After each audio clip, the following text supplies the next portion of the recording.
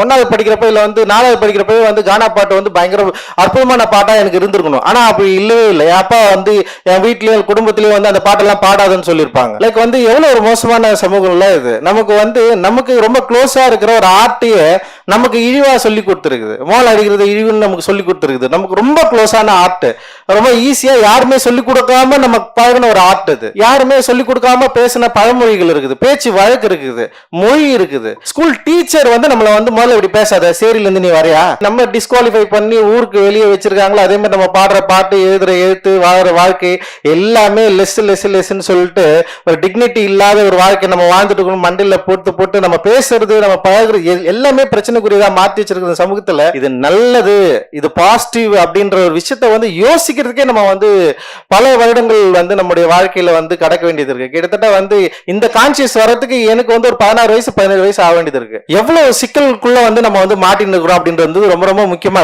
சின்ன வயசுல இருந்து ஸ்டார்ட் ஆகுது.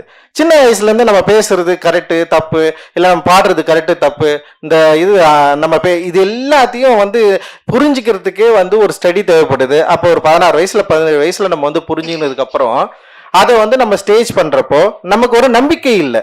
இந்த நம்பிக்கையை கொடுக்கறதுக்கு தான் நம்ம எல்லாருமே முயற்சி செஞ்சுட்டே இருக்கிறோம். இந்த நம்பிக்கையை நமக்கு முன்னாடி பல தலைவர்கள் உருவாக்கி இருக்கிறாங்க. அதுக்கு என்னுடைய மிகப்பெரிய நம்பிக்கை பாபா அம்பேத்கரை நான் எப்பவுமே பார்ப்பேன். அந்த நம்பிக்கையில இருந்து எனக்கு ஒரு நம்பிக்கை கிடைச்சதுனால அந்த மாடலை கிரியேட் பண்ண நம்ம வந்து ட்ரை பண்றோம். அந்த மாடல் இன்னைக்கு வந்து ஒரு பெரிய இடத்துக்குள்ள வந்து நிக்குது. இன்னைக்கு வந்து ஒரு மெயின் ஸ்ட்ரீம்ல டிஸ்கஸ் பண்ற ஒரு இடத்துக்கு வந்திருக்கு அப்படின்றது வந்து ரொம்ப ரொம்ப சந்தோஷமா இருக்கு. சோ நம்ம வந்து நம்முடைய பெர்ஸ்பெக்டிவை மாற்ற வேண்டிய அவசியம் இருக்கு. ஆர்டிஸ்ட் வந்து டெஃபினட்டா ரொம்ப கான்சியஸா நம்ம வந்து இயங்க வேண்டியிருக்கு.